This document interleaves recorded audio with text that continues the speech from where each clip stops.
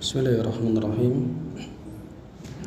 Assalamualaikum warahmatullahi wabarakatuh.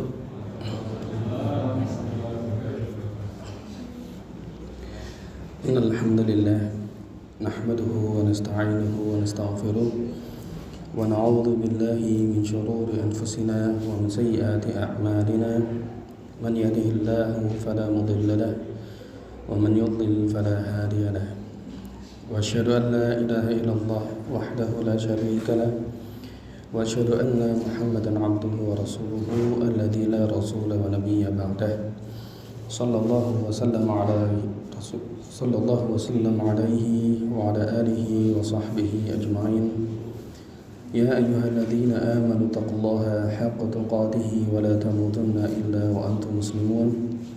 يا أيها الناس اتقوا ربكم الذي خلقكم من نفس واحدة وخلق منها زوجها وبث منهما رجالا كثيرا ونساء واتقوا الله الذي تساءلون به والأرحام إن الله كان عليكم رقيبا. يا أيها الذين آمنوا اتقوا الله وقولوا قولا سديدا يصلح لكم أعمالكم ويغفر لكم ذنوبكم ومن يطع الله ورسوله فقد فاز فوزا عظيما. أما بعد. Yang kami hormati segenap takmir Masjid Al-Istiqomah, yang kami hormati segenap Dewan Kemakmuran Masjid Al-Istiqomah, yang kami hormati segenap tim media Lentera Istiqomah, serta bapak-bapak, ibu-ibu, seluruh hadirin dan hadirat yang tidak bisa kami sebutkan namanya satu persatu, rahimani wa rahimakumullah. Pertama, kita panjatkan syukur kehadirat Allah Subhanahu wa taala, yang mana pada tanggal 3 Dzulhijjah ya, hari ini kita bisa kembali bermuwajahah ya, duduk bersama di masjid yang mulia ini. Mudah-mudahan duduknya kita sambil menunggu sholat isya terhitung sebagai zikir, terhitung sebagai pahala sholat sampai kita menegakkan sholat isya nanti. Allahumma amin. Salawat dan salam semoga tercurah limpahkan kepada baginda Nabi Allah Muhammad sallallahu alaihi wasallam, dan juga kepada keluarga, para sahabat, dan mereka yang mengikuti beliau hingga hari akhir nanti. Hadirin rahimani wa rahimakumullah. Beberapa waktu lalu kami dihubungi oleh salah satu DKM untuk mengisi di kajian di Masjid Al-Istiqomah, dan sifatnya itu bulanan, entah pekan keempat atau pekan kelima. Nah, biasanya ketika kami diminta untuk mengisi kajian bulanan, kami lebih condong untuk mengisi kajian dengan mempelajari satu kitab. Pertama, karena itu memudahkan kami yang tidak punya ilmu banyak untuk mencari tema. Kalau temanya bergonta-ganti atau tematik, dan setiap bulan harus ada tema yang baru, jujur kami nggak bisa sekuat ustadz yang lainnya, sehingga paling mudah adalah mengkaji satu kitab dari awal sampai akhir, memudahkan kami. Yang kedua, kenapa kok lebih condong mempelajari satu kitab? Karena dengan belajar satu kitab, materinya terstruktur, jadi lebih mudah ya dalam menyampaikan, dan materinya sudah terstruktur dari sesuatu yang utama berurutan sampai pada sesuatu yang paling utama ya. Adapun tema atau kitab yang akan dipelajari adalah sebuah kitab yang ditulis oleh seorang ulama Madinah, yaitu Profesor Dr. Asy-Syaikh Abdul Razak bin Abdul Muhsin Al-Badr. Ya, Abdul Razak bin Abdul Muhsin Al-Badr, hafizahullah ta'ala. Beliau adalah ulama di kota Madinah ya, pengajar di Masjid Nabawi, dan beliau salah satu ulama yang sering ke Indonesia, dan beliau juga punya beberapa kitab, banyak. Di antara kitabnya adalah apa yang akan kita pelajari mulai malam hari ini, yang berjudul Fiqhul Ad'iyah wal Adhkar, fikih doa dan zikir. Fikih doa dan zikir. Dan kalau dilihat dari jumlah halamannya, ini sampai 900-an. Banyak nih. Tentu kita tidak membahas satu halaman karena mungkin umur saya habis sebelum kitab ini selesai. Sehingga mungkin kita nanti akan ambil poin-poin penting dari beberapa bagian dari buku yang akan kita bahas. Baik, bismillah, kita mulai. Saya bacakan, tidak ada di sini, saya hanya menyampaikan apa yang tertulis dari apa yang beliau tulis di situ, dan kami pun tidak menerjemahkan semua katanya, hanya poin-poin penting yang perlu kita ketahui. Baik, Bapak Ibu yang kami hormati, rahimani wa rahimakumullah. Entah sadar atau tidak, sadar ataupun tidak, doa dan zikir merupakan perkara yang paling bagus dan paling baik untuk kita gunakan dalam menghabiskan waktu kita. Dan zikir dan juga doa merupakan amal yang paling afdol. Amal yang paling afdol untuk apa?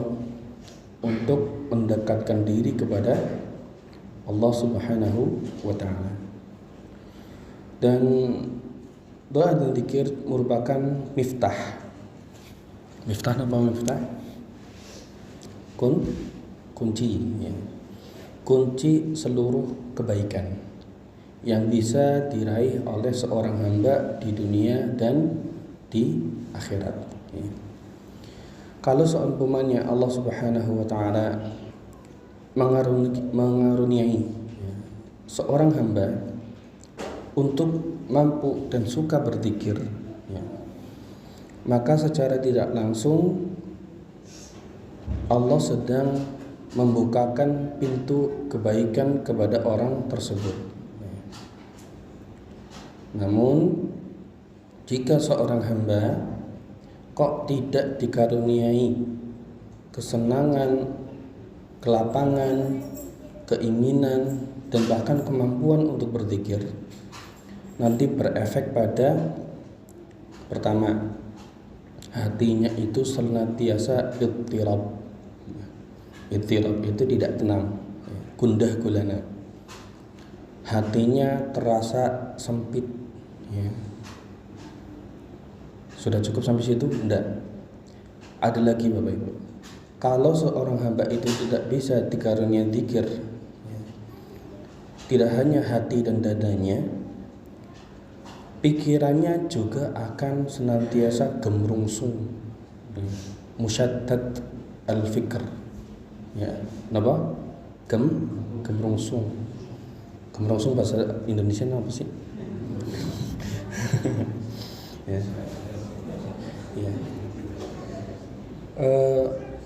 Selain itu Bapak Ibu, orang yang nggak senang berzikir atau lisannya itu berat untuk berzikir, dia cenderung menjadi orang yang tidak punya semangat tinggi, dhaiful himmah. Ya.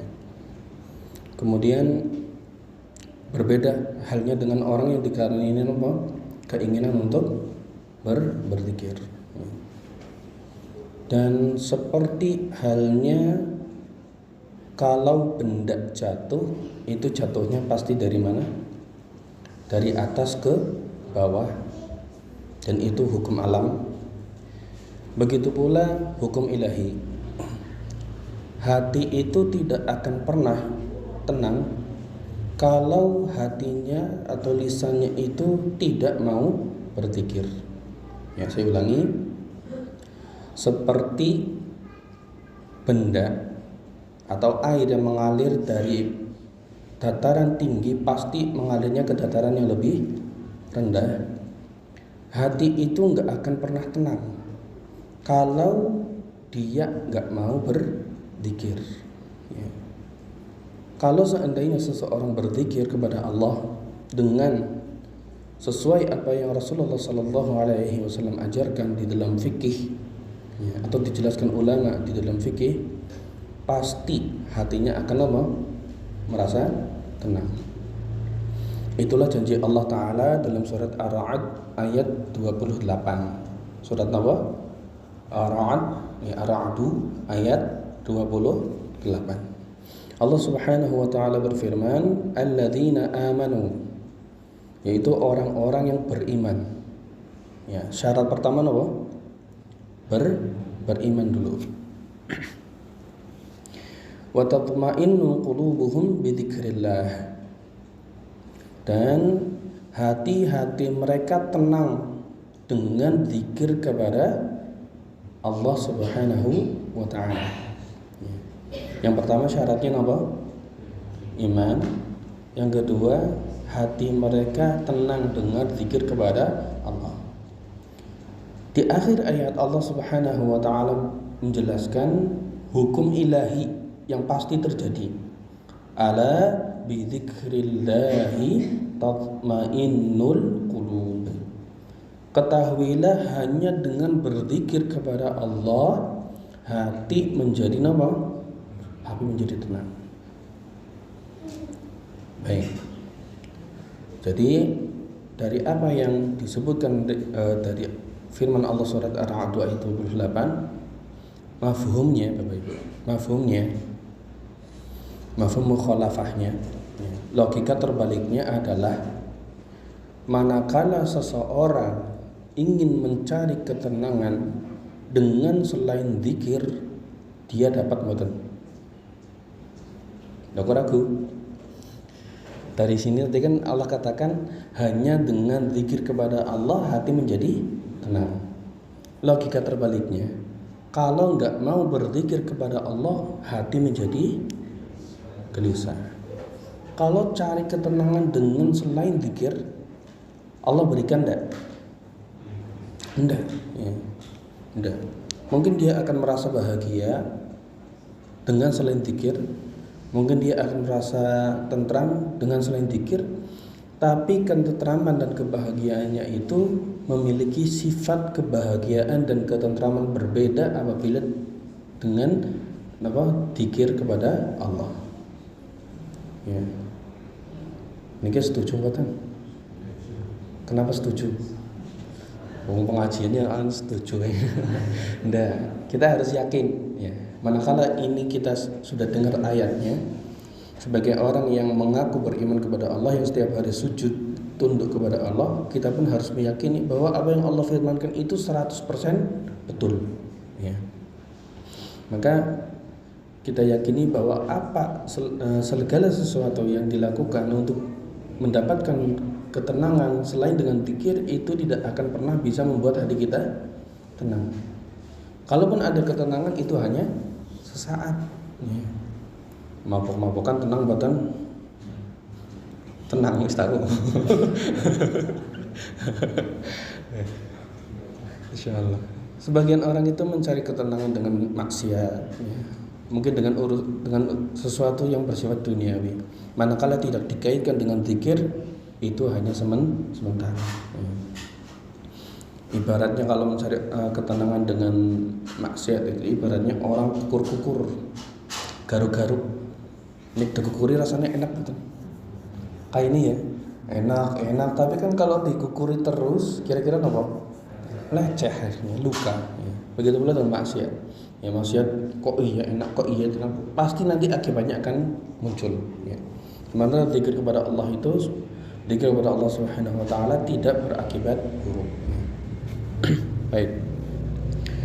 Kemudian Bapak Ibu yang kami hormati, zikir syar'i, ya, dan juga doa-doa Nabi, ya, memiliki manzilah aliyah, ya, kedudukan tinggi di dalam agama kita, ya, dan juga memiliki tempat khusus di jiwa-jiwa orang yang tulus, ikhlas dan mengaku sebagai seorang yang muslim. Artinya zikir itu sebetulnya merupakan suatu ibadah yang memiliki kedudukan besar di agama kita, agama Islam. Oleh karena itu Bapak Ibu, para ulama rahimahumullah yang sudah meninggal maupun yang masih hidup, kalau kita melihat kitab-kitab tentang zikir, ya tentang apa? Zikir, bukan kitab-kitab fikih atau akidah, tapi zikir, pasti kita temukan jumlahnya itu sangat banyak, ya. Sangat banyak. Ya. Ada zikir atau kitab-kitab yang kecil, ya. Kitab-kitab yang kecil. Kalau di zaman kita ada namanya Hisnul Muslim. Punya Bapak Ibu? Hisnul Muslim itu buku-buku doa dan zikir karyanya Syekh Wahaf Al-Qahtani rahimahullah, dan itu seperti apa ya?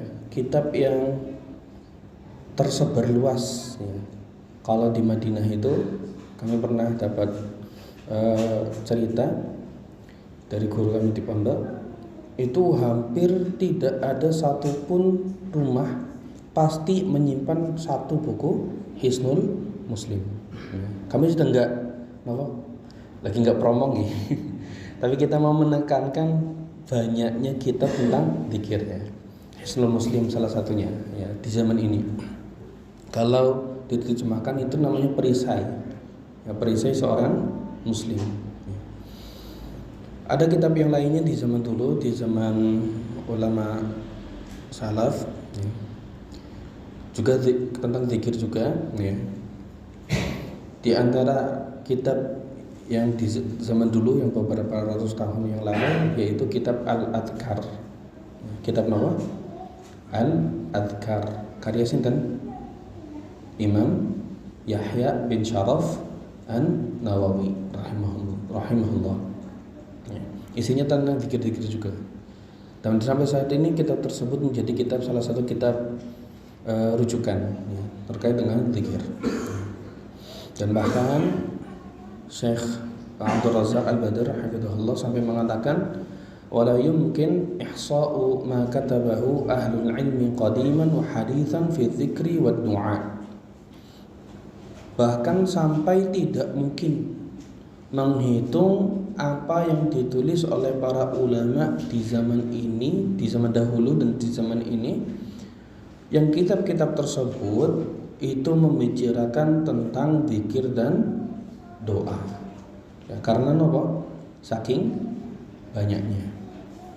Dan dengan fakta bahwa banyaknya kitab-kitab tentang zikir dan doa, ini menjadi bukti bahwa zikir dan doa di dalam agama kita memiliki apa? Kedudukan yang tinggi, kedudukan besar, ya. Baik. Namun kita juga harus memahami Bapak Ibu yang kami hormati, ya, tidak semua buku berbahasa Arab itu isinya zikir dan doa, ya. Apa? Tidak semua kitab berbahasa Arab atau bertuliskan hijaiyah itu berisi zikir dan doa. Bisa jadi berisi apa? Paling parahnya itu berisi sihir. Kenapa? Sihir, ya, kotak-kotak anak angkanya, ya. Pernah lihat nggak Bapak itu? Pernah. Nah itu kan sihir, jimat-jimat seperti itu, ya. Yang berisi tentang pemanggilan jin, itu kan sihir. Nah PR kita berarti apa? Memfilter mana kitab zikir dan doa yang bisa kita jadikan rujukan di zaman ini. Salah satunya apa? Kitab apa tadi? Hisnul Muslim. Dicari nggih. Nah, kalau bisa dibeli, murah lah, paling bahasa Arabnya, kalau yang versi Arabnya itu nggak sampai 20.000. Kalau yang Indonesianya pun paling-paling itu 30 lah ya. Nanti dibeli, dihafalkan ya. Baik.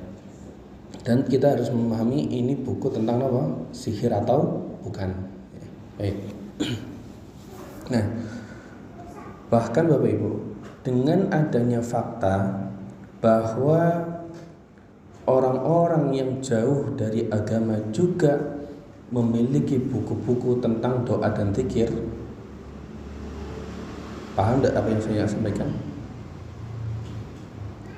Sampai orang-orang yang tidak paham tentang ilmu ya, sampai penyihir kita katakan, mereka juga membuat buku tentang apa? Doa dan zikir. Tapi doa dan zikirnya apa? Bener apa boten? Boten. Ini menunjukkan pentingnya doa dan zikir. Sampai orang-orang yang enggak benar pun menulis buku tentang doa dan zikir. Ya. Dan ini menunjukkan betapa pentingnya zikir di dalam kehidupan. Baik. Kemudian Bapak Ibu yang hormati, seorang ulama yaitu Ibnu Taimiyah rahimahullah, beliau mengatakan la raiba anna al-adhkar wal da'awat min afdhalil ibadat. Dan tidak diragukan bahwa zikir-zikir dan doa-doa merupakan di antara ibadah-ibadah yang paling apa? Afdhal.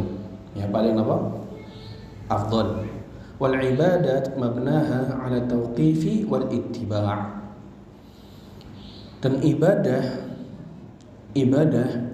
itu dipondasikan oleh tauqif dan ittiba. Ibadah itu harus berdasarkan tauqif. Tauqif itu arahan dari arahan syariat dan mengikuti sunnah Nabi Muhammad sallallahu alaihi wasallam. La 'alal hawa wal ibtida'. Tidak dilakukan di atas hawa nafsu dan ibtida'. Inovasi di dalam agama. Wal ad'iyah wal adhkar al-nabawiyyah hiya afdalu ma yataharrahu al-mutaharri min adh-dhikri wad du'a. Nah, bagi orang yang memang punya motivasi untuk berzikir dan berdoa, maka dia harus menjadikan doa-doa dan zikir-zikir nabawi sebagai target utama dalam ilmunya.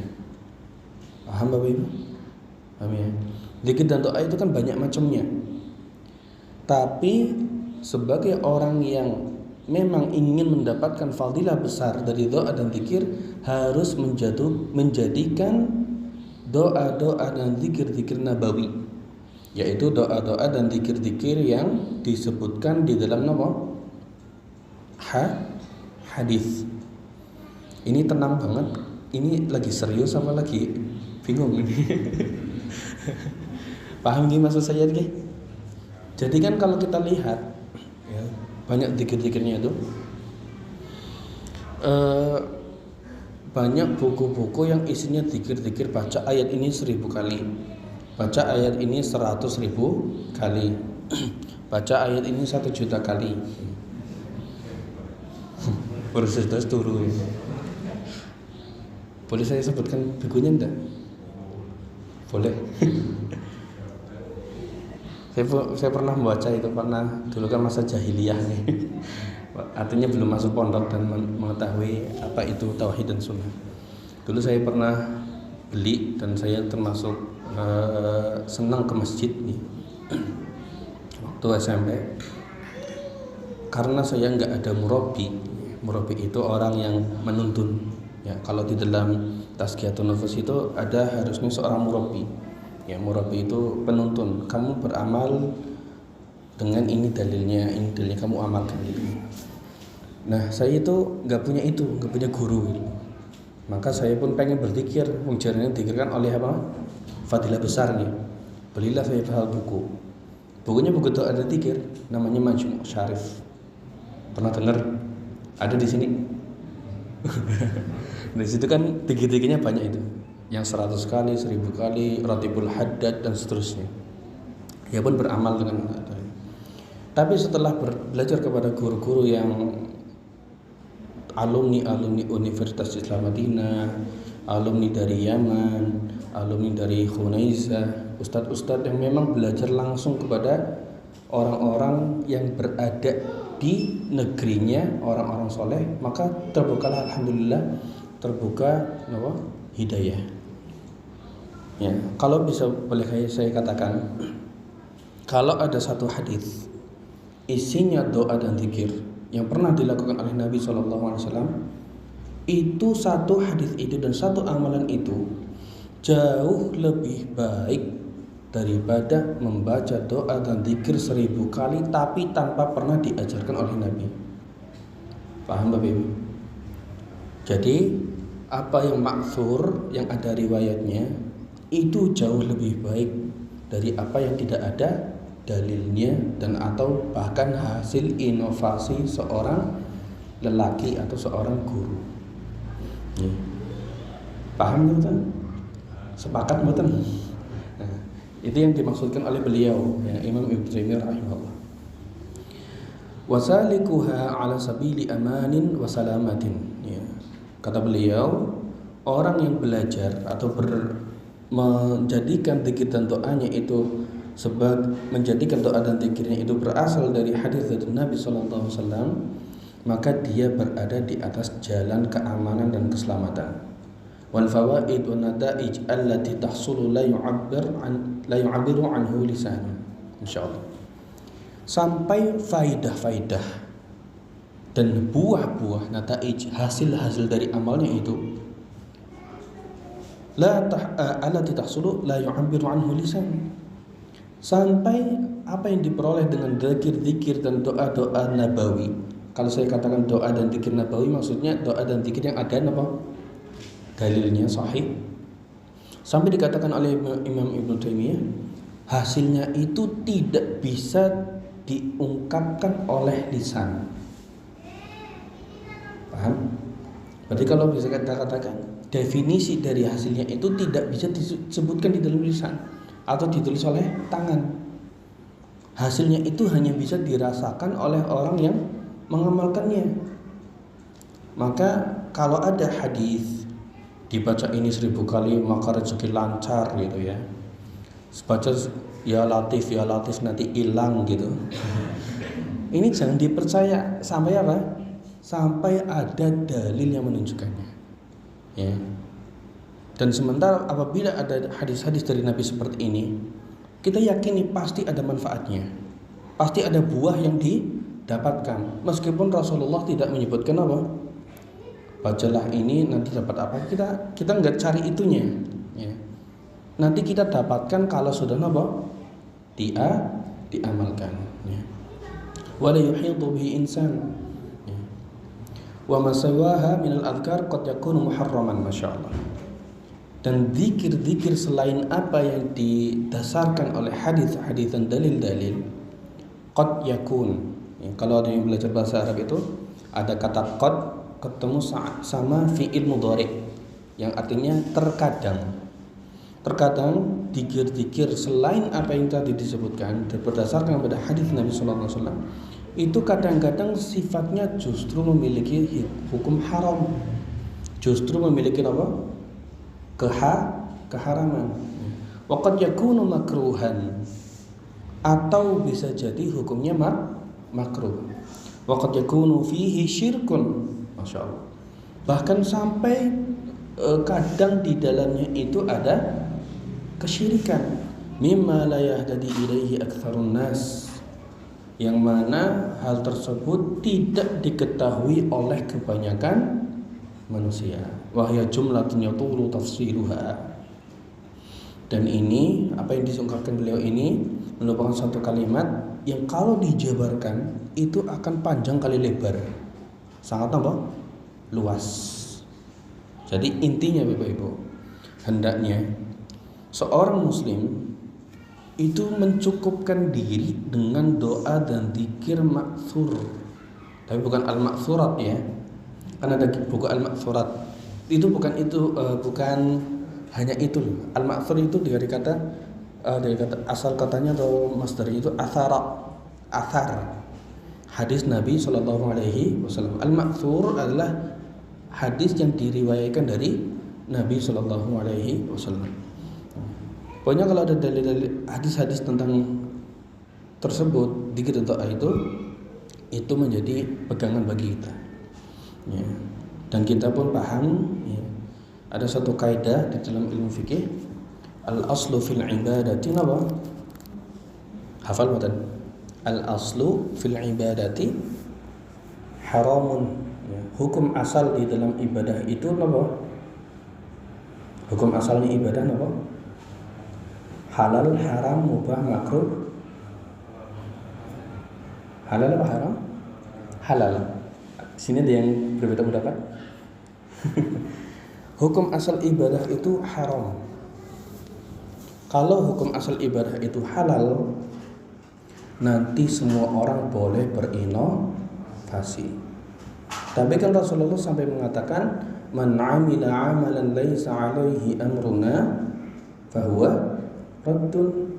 Barang siapa yang beramal dengan satu amalan yang tidak ada perintah dari kami, maka amalan itu tertolak. Dari mana kita katakan haramnya hukum asal ibadah itu haram? Dari kata Nabi, laisa alaihi amruna, yang tidak ada perintahnya dari kami. Ini kan menunjukkan bahwa ibadah itu harus didasari dengan tauqif, harus didasari dengan syariat perintah.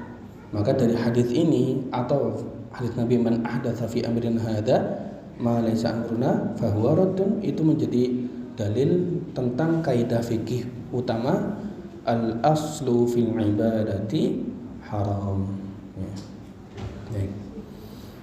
Nah, berarti kalau misalkan ibadah itu halal, nanti orang Kristen halal dong. Kan enggak? Ya. Karena hukum asal adalah haram. Pokoknya ibadah itu tidak boleh dilakukan sampai ada dalilnya. Ya. Kalau disuruh ibadah dalilnya apa? Itu enggak salah. Meskipun sebagian orang itu popik dengan istilah seperti itu, tapi itu adalah karakter seorang muslim yang kehidupannya dia sadari jauh dari kehidupannya Nabi Muhammad Sallallahu Alaihi Wasallam. Baik. Kemudian, baik yang kami hormati, kembali kepada permasalahan fikih doa dan zikir. Jadi seorang muslim itu dalam zikir dan doanya harus didasari dengan apa? Athar, ya, dalil. Nah, kenapa kalau kita menjadikan Rasulullah itu sebagai seorang yang menjadi rujukan di dalam doa dan zikir? Kita lihat bagaimana karakter Rasulullah Muhammad Sallallahu Alaihi Wasallam. Dikatakan oleh Syekh Abdul Razak Hafizahullah Ta'ala, fahuwal qudwah wal uswah salawatullahi wa salamuhu alaihi. Rasulullah itu qudwah dan uswah, yang artinya apa? Teladan, ya, suri tauladan. Rasulullah itu qudwah, suri tauladan dan contoh. Waqad kana akmalan nasi dzikran lillah. Kenapa jadi qudwah atau contoh? Karena beliau itu merupakan manusia yang paling sempurna, ya, manusia paling apa? Sempurna di dalam aktivitasnya dan ibadahnya untuk berzikir kepada Allah Subhanahu wa ta'ala. Wa ahsanuhum qiyaman bidu'aihi subhanahu. Dan beliau adalah orang yang paling betul, paling bagus di dalam pengamalan doa kepada Allah Subhanahu wa ta'ala. Nah, sebagai pelengkap bagi kita Bapak Ibu, supaya zikir kita bisa menjadi zikirnya seperti zikir Rasulullah, ada doanya seperti doanya Rasulullah, disebutkan fa innahu idza ijtama'a lil 'abdi fi hadzal bab luzumul adhkar an-nabawiyyah wal ad'iyah al-ma'thurah. Ya, sesungguhnya jika seorang hamba, ya, di dalam masalah ini doa dan zikir, dia senantiasa luzum, melazimkan apa melazimkan? Dawam, apa ya? Continue gitu. Biasa melakukannya, luzum, ya, senantiasa berzikir kepada Allah dengan zikir-zikir Nabi dan doa-doa yang ma'thurah. Ya, berarti konteksnya itu dari sisi kebiasaan nih, senantiasa begitu. ma'a fahmi ma'aniha wa madlulatiha, tidak cuma kontinu diiringi dengan memahami maknanya. Dua, apa? Memahami maknanya. Dan yang ketiga, memahami objek dari doa dan zikirnya. Keempat, wa huduri qalbin 'inda dzikri, diiringi dengan hadirnya apa? Hadirnya hati, khusyuk di dalam berzikir. Faqad kamula nasibuhu minal khair, maka sungguh orang tersebut telah mendapatkan bagian sempurna dalam kebaikannya. Ya. Paham? Faqad kamula nasibuhu minal khairi, dia mendapatkan bagian kebaikan dari doa dan zikir yang dilakukan. Ya. Nah, ini berdasarkan pada ungkapannya Al-Imam Ibnu Qayyim rahimahullah di dalam kitabnya Al-Fawaid. Kata beliau, wa afdalu adz-dzikri wa anfa'uhu ma wata'al qalbul lisana. Ya. Zikir itu kan ada zikir yang kualitasnya rendah gitu nggih. Ada zikir yang kualitasnya sedang, ada zikir yang VIP. Ya, kualitasnya apa? Tinggi, premium. Nah, kata beliau, zikir yang paling afdalu zikri apa? La ilaha illallah. Tapi ini beliau berbicara bukan tentang lafadznya, kualitasnya. Beliau berbicara tentang kualitasnya. Zikir yang paling afdal wa anfa'uhu, dan zikir yang paling bermanfaat, afdal dan bermanfaat, adalah zikir yang bagaimana? Adalah zikir ma wata'al qalbul lisan. Zikir yang selaras. Zikir yang apa? Selaras. Antara apa? Antara hati dan lisan. Wa kana minal adhkarin nabawiyah. Yang kedua, pertama selaras hatinya, yang kedua, zikir itu adalah zikir yang pernah diucapkan oleh Nabi Muhammad sallallahu alaihi wasallam. Wa syahida dzakir ma'anihi wa maqasidihi. Ya. Wa syahida dzakir ma'aniyahu wa maqasidahu. Dan orang yang berzikir itu memahami makna dan tujuan dari zikirnya itu. Berarti supaya zikir kita itu afdol, yang pertama apa? Hati dan lisan itu selaras. Ya. Lagi zikir Allahumma ighfirli, pikirannya maring bal-balan. Ighfirli ini kan hilang. Ya Allah ampuni aku, ya Allah ampuni aku, tapi mikirnya bal-balan. Yang mohon ampunnya dari mana ini? Nah, selaras nih. Yang kedua, redaksinya. Redaksinya itu adalah redaksi yang pernah dibaca oleh Nabi Muhammad sallallahu alaihi wasallam. Ya. Yang ketiga, seseorang itu memahami makna dari apa yang dibaca. Ya. Jadi yang pertama itu yang selaras hati dan lisan, itu tidak harus paham makna. Ya. Yang penting apa? Dia menghadirkan keagungan Allah dan menyadari kekurangan dirinya. Itu sudah cukup wata'ah al-qalbul lisan. Ya. Dan yang ketiga, ini tentang memahami apa yang diucapkan. Kan ada orang yang khusyuk banget tapi nggak tahu apa yang disampaikan. Berarti kehilangan berapa poin dia? Kehilangan satu. Apa? Tidak memahami maknanya. Mungkin jadi ada orang yang memahami makna, baca dengan zikir-zikir Nabi, tapi hatinya nggak tahu kemana. Berarti kehilangan berapa? Kehilangan satu. Lebih rugi lagi orang yang hatinya nggak selaras lisan, zikirnya nggak pernah diucapkan Nabi, nggak tahu artinya. Entong apa ini? Entong bebek, entong meri. Wis kelar. Baik.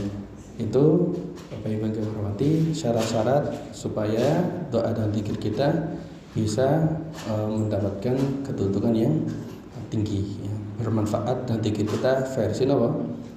Versi premium. Ini berapa menit lagi Pak Nufsi? 5 menit. Baik. Di 5 menit terakhir ini kami bacakan dalil-dalil yang beliau sampaikan. Syekh Abdul Razak Hafizahullah Ta'ala sebutkan di dalam bab yang pertama, yaitu ahamiyatul dzikri wa fadli, pentingnya zikir dan keutamaannya. Jadi kalau ada perintah dari Allah Ta'ala itu pasti memiliki apa? Hikmah, memiliki manfaat. Tidak pernah Allah menyebutkan dan memerintahkan satu hal kok Allah itu ingin iseng, itu tidak pernah. Pasti ada apa? Hikmah di dalamnya. Dan di antara perintah Allah adalah perintah untuk berzikir. Kata Allah, ya ayyuhalladzina amanu dzkurullaha dzikran katsira. Wahai orang-orang beriman, berzikirlah kepada Allah dengan zikir yang banyak. Jadi Allah Ta'ala itu dalam Al-Quran memerintahkan kita sholat, memerintahkan kita puasa, memerintahkan kita haji, memerintahkan kita berkata-kata yang baik, dan seterusnya. Dan Allah Ta'ala juga memerintahkan apa? Untuk berzikir. Ya. Tadi surat Al-Ahzab ayat 14. Kemudian di ayat yang lainnya surat Al-Baqarah ayat 200. Surat apa? Al-Baqarah ayat 200. Kata Allah Ta'ala, فَإِذَا قَضَيْتُمْ مَنَاسِكَكُمْ, jika kalian sudah menunaikan manasik kalian, berarti kan sudah selesai apa? Melakukan ibadah haji. Allah itu setelah menyebutkan itu, setelahnya Allah itu tidak membiarkan manusia itu memiliki kekurangan. Manfaat waktunya itu enggak ada. Setelah selesai ibadah, kan Allah itu nggak mencukupkan. Wis kamu udah selesai haji, pahalanya wis napa? Wis akeh. Tapi ndak, di dalam surat Al-Baqarah ayat 200 Allah katakan setelah menyebutkan manasik, fa idza qadaytum manasikakum, dan jika kalian sudah menunaikan manasik kalian, fadhkurullaha, berzikirlah kepada Allah. Ya, paham Bapak Ibu? Ya. Kadzikrikum aba'akum aw asyadda dzikra, seperti zikir-zikir yang dilakukan oleh nenek moyang kalian atau yang lebih banyak lagi. Kemudian surat Al-Ahzab ayat 35. Surat apa? Al-Ahzab ayat 35. Kata Allah Subhanahu wa taala, "Wadz-dzakirinallaha katsiran wadz-dzakirat." Dan orang-orang yang banyak berzikir dari kalangan laki-laki dan perempuan yang mengingat Allah dengan zikir yang banyak, a'addallahu lahum maghfiratan wa ajran 'azima. Allah Subhanahu wa taala akan menyiapkan bagi mereka pahala yang besar dan juga ampunan. Nah, ini Bapak Ibu, kalau muncul ayat-ayat seperti ini, kita pun harus meyakini bahwa apa yang Allah sebutkan yang sebelumnya merupakan karakter, itu pasti merupakan karakter yang baik.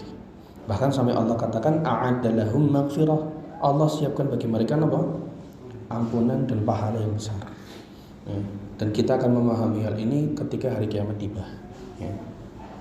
Di dalam hadis Bapak Ibu, di dalam hadis riwayat hadis yang diriwayatkan oleh Abu Dawud, ya, Abu Dawud dan juga Imam Hakim dalam Mustadraknya, dari Abu Hurairah radhiyallahu anhu, Rasulullah mengatakan, "Ma min qaumin jalasu majlisan wa tafarraqu minhu lam yadhkurullaha fihi."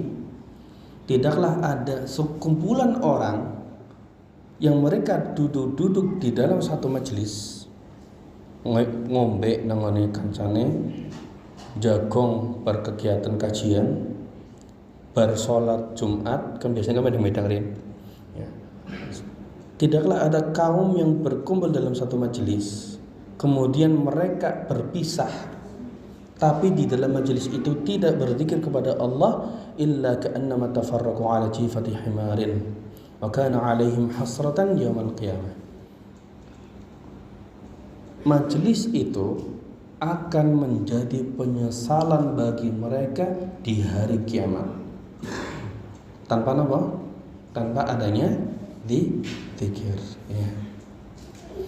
Ya. Kemudian yang terakhir, hadis Nabi SAW yang diriwayatkan oleh Imam At-Tirmidzi, Ibnu Majah, Al-Hakim, dan dinyatakan sahih oleh Syekh Albani di dalam Sahihul Jami'. Kata Nabi sallallahu alaihi wasallam, "Ala unabbiukum bi khairi a'malikum." Mohon izin nambah waktu nih.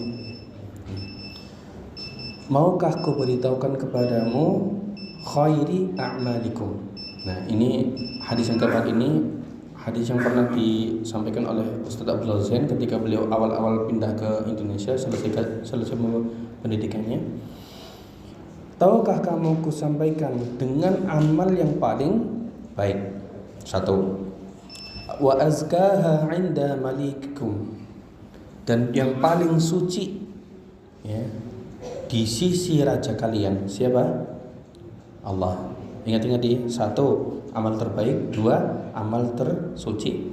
Wa arfa'iha fi darajatikum, yang paling bisa membuat kalian mendapatkan derajat paling tinggi. Wa khairin lakum min infaqid dhahabi wal waraq, dan lebih baik bagi kalian daripada apa?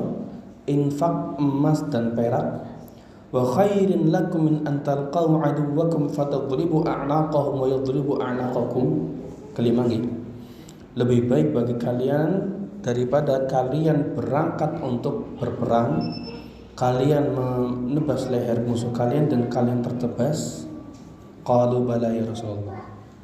Para sahabat mengatakan, tentu ya Rasulullah, kami ingin mendapatkan satu amalan yang lebih baik dari 5 ini. Kata beliau apa?